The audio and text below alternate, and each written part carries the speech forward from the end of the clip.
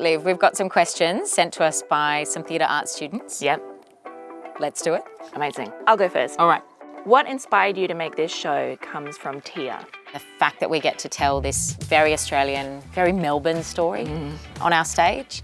And the other thing is that this issue about violence, domestic violence and violence in our society is still sadly really relevant. What draws you to the work you direct? And that's a question from Dante.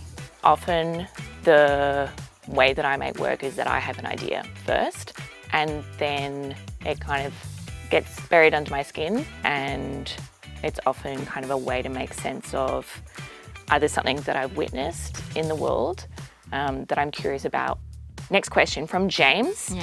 How do you safely address the concepts of the show with the cast?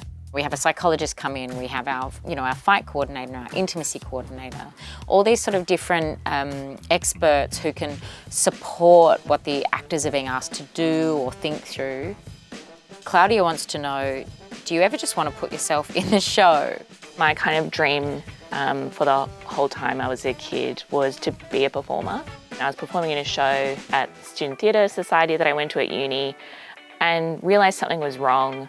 And my mum was driving me home that night and I turned to her and I said, I don't think I want to be an actor anymore. She, almost drove the car off the road, not knowing what to do next. I read a play called Antigone and was so totally blown away by it that I thought I would try directing it. And that was, the beginning of the end.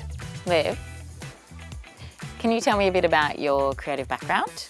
I'm a writer and a theatre maker, and I love working with a group of people from the beginning of an idea through to getting onto the stage together at the end.